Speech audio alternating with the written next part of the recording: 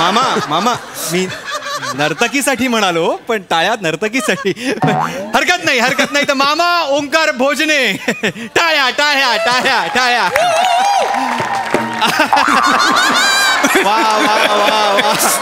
मामांबद्दल आता मी काय सांगू. मामा खूप मोठे ढोलकी वादक. नुसते हातानीच वाद्य वाजवत नाही तर तोंडानी देखील ते वाद्य वाजवतात.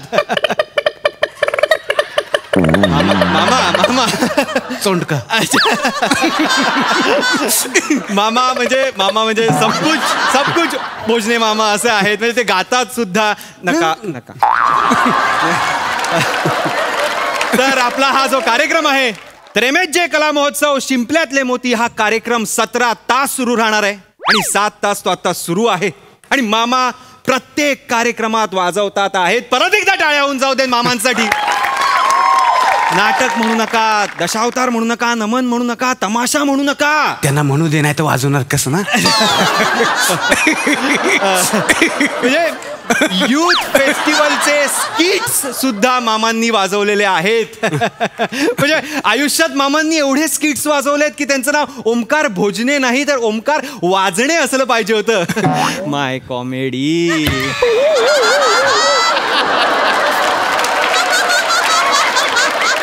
काय मामा काय झालं. ठेचलं.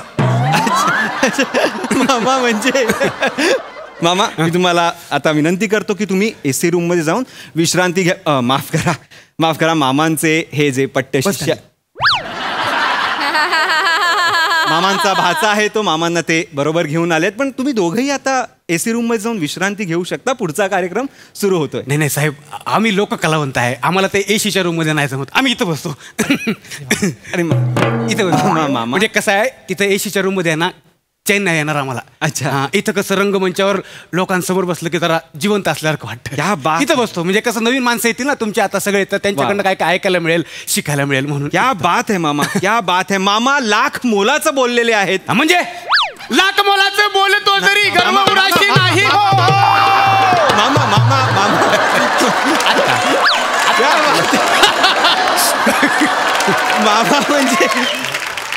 मामा म्हणजे शीघ्र कवीच आहेत.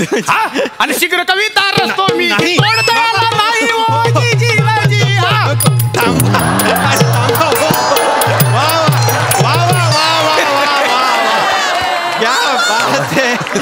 क्या मामा आता मुलाखतीचा कार्यक्रम आहे. वातावरण आहे ना, मला माहिती आहे. राहू दे. तर आता शिंपल्यातले मोती हा कार्यक्रम आपण पुढे नेऊया. आपण बरेच मोती बघितलेले आहेत तिथे.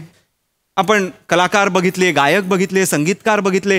कोणीतरी म्हटलेलंच आहे शिंपल्याचे शोपीस नको, जीव अडकला मोत्यात. तर आता मी पुढच्या मोतीला इथे बोलू इच्छितो. लेखक, कादंबरीकार इरफान मुजुमदार.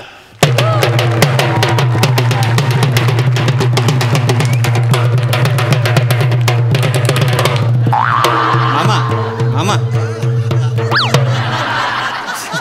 त्यांची एंट्री झाली ना. अच्छा. नवा हंगाम नवं कॅरेक्टर नाही. नमस्कार.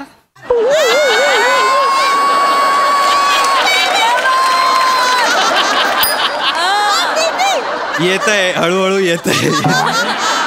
नमस्कार, मी लेखक इरफान मुजुमदार. धन्यवाद. हे जे तोंडात जी लवंग ठेवली आहे ती टिकेल 15 मिनिटं.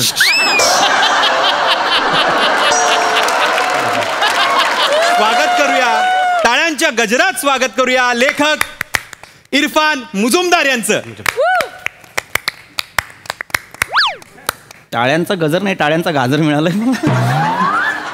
सुरुवात झालेली आहे. पण हरकत नाही मामा, तुम्ही मी आल्यानंतर जे वाजवलं मला फार अत्यानंद झाला. कारण मी आल्या जे काही तुम्ही एक हुरूप दिलात मला. धन्यवाद. पण प्रेक्षक आहेत, काही घाबरू नका. येतील ना पडत. येतील म्हणजे काय, घरी नाही गेलेले. आता पुढे हा म्हणजे लावणीचा कार्यक्रम आहे ना, येतील ते. या या या या या या या बसा बसा. ते मुलाखती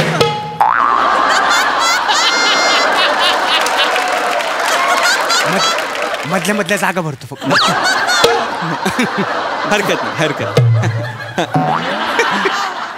तर परवा संध्याकाळी उभा आहे बदलापूरला या गाजलेल्या कादंबरीचे लेखक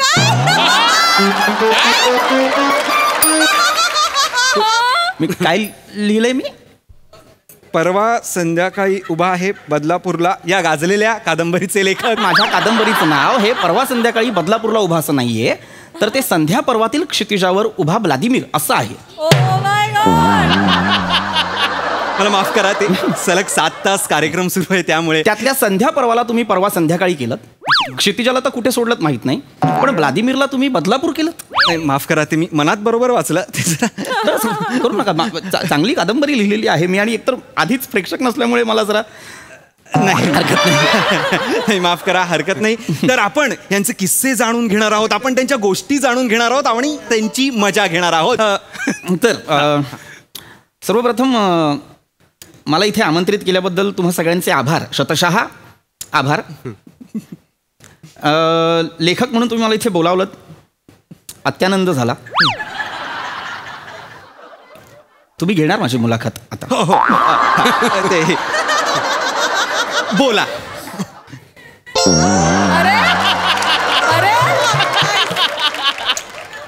ठीक आहे. तर लेखक कोण असतो? लेखक म्हणजे आजी.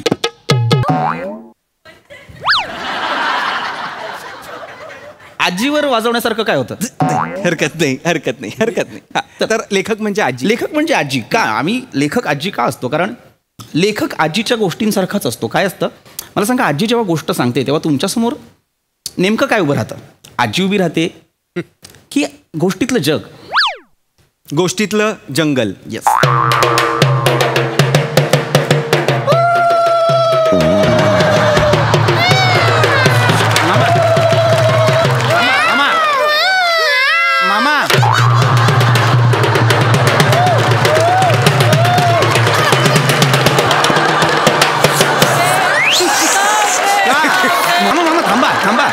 मामा, मुळात तुम्ही वाजवतच का आहात? गोष्टीतलं जगला ते चुकून गोष्टीतलं जंगल म्हणाले. जंगल हा त्यांचा एक फंबल होता, त्यामुळे तुम्ही मुळात हे बसलेच काय तिथे?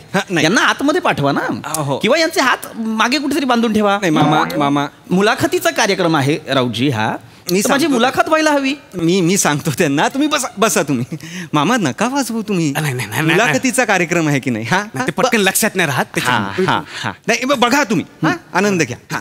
तर मी जे सांगत होतो की आम्ही लेखक हे त्या आजीसारखे असतो. आजीसारखे आमचं काय होतं, आम्ही आजीसारखे ना त्या गोष्टीमागे दडतो. सगळ्यांना फक्त गोष्टीतलं जग दिसतं. काय होतं, पिढी सरते, आजी विस्मरण पावते, गोष्टींचा वारसा पुढे जात राहतो. समाजातलं चक्र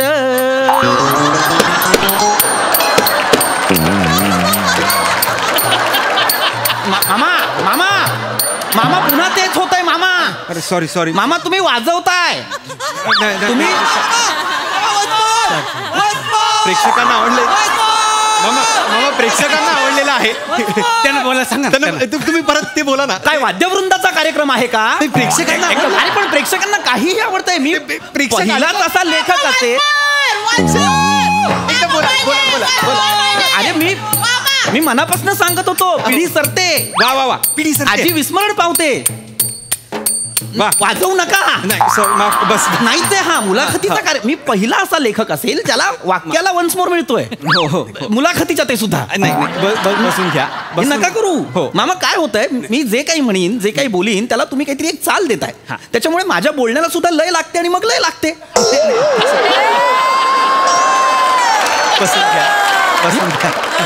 नाही, प्रॉब्लेम काय होतोय, हे जे मामा इथे बसलेले आहेत, त्यांचा जो एक हा भाचा इथे बसलेला आहे, नको तिथे ते वाजवतायत. होतंय काय, प्रत्येक माझ्या वाक्यावर ते रपाक दुमदुम करतात आणि मग प्रॉब्लेम होतो. हेच करताय तुम्ही. काय गरज आहे का या रपाक दुमदुमची? अरे नका वाजवू. हे रपाक दुमदुम नका वाजवू. अरे नका वाजवू रपाक दुमदुम. नका वाजवू रपाक दुमदुम. आता मामा हे का वाजवतायत मला सांगा. तेच बोलतायत ना, त्याच्यामुळे ते वाजवून दाखवतो. मी फक्त म्हणालो की रपाक दुमदुम नका वाजवू. अरे तेच नका बोलू रपाक दुमदुम. तुम्ही नका बोलू रपाक दुमदुम. तो आता रपाक दुमदुम नाही म्हणणार. नाही, त्यांना कळतच नाहीये. मी शांत हो. त्यांना करा म्हणजे त्यांना कळेल की काय वाजवायचं नाहीये. हा तुम्ही नका ते केलं त्यांनी, ते नका करू. हा माफ करा. हा तुम्ही प्लीज नका वाजवू आता. माझी मुलाखत होतच नाहीये. एकतर कुठे आहेत ते बोलवा त्यांना. येतील. मगाशी वन्स मोर ते करत होते. आहेत प्रेक्षक आहेत. या कोपऱ्यात आहेत आमचे पाहुणे आहेत. ते जे कोपऱ्यातले पाहुणे आहेत त्या मगाशी पिवळ्या साडीतल्या बाई नाचल्या तेव्हाच ते उभे होते. त्यानंतर ते दिसलेच नाहीयेत मला. तुम्ही चिडू नका. आपला कार्यक्रम छान सुरू आहे. तुम्ही बसा. मला सांगा, असे लेखकांच्या मुलाखती कमी होतात असं? हो, पण मग माझं तेच म्हणणं आहे की चांगलाच प्रश्न आहे. लेखकांच्या मुलाखती कमी होतात, चांगला प्रश्न. पण आता जर एका लेखकाला या रंगमंचावर बोलवलेलं आहे आणि हा एक दुर्लभ योग जर जुळून आलेला आहे तर त्याची अनुभूती आम्ही घ्यायला हवी की. याची काय गरज आहे मामा? तुम्ही काय बोलले आता? मी काय वाजवलं ऐका बरं. काय आहे हे? दुर्लभ योग.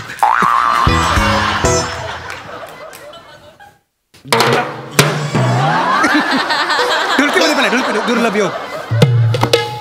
दुर्लभ योग. परत दाखवा. तुम्ही करा योग. तुम्ही करा.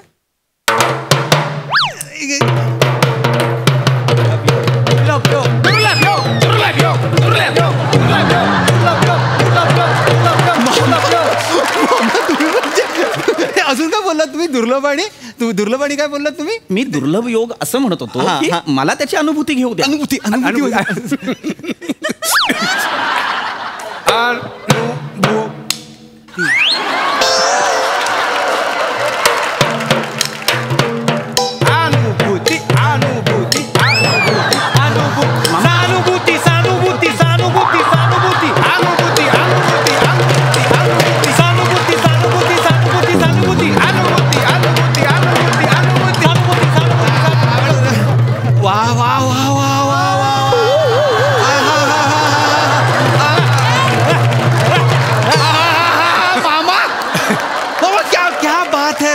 क्या बात आहे. हे खरे शिंपल्यातले मोती आपल्याला सापडलेले आहेत. मी काय समुद्रातलं प्लॅस्टिक आहे? मला पण शिंपल्यातला मोती म्हणूनच बोलवलं होतं ना. अचानक मी किनाऱ्याला लागलेलं प्लॅस्टिक आहे का? नाही. पण माझी मुलाखत आहे का नाही का? मी जाऊ. तुमची मुलाखत आहे? अरे माझीच मुलाखत आहे. सॉरी. इरफानची मुलाखत आहे. हो. रसिक हो, इरफानची मुलाखत आहे. नाही, रसिक हो, इरफानची मुलाखत आहे. जो एक मराठी लेखक आहे पण मराठीच्या प्रेमापोटी वाङ्मयात रस घेऊन तो कथा कादंबऱ्या लिहितो तो इरफान.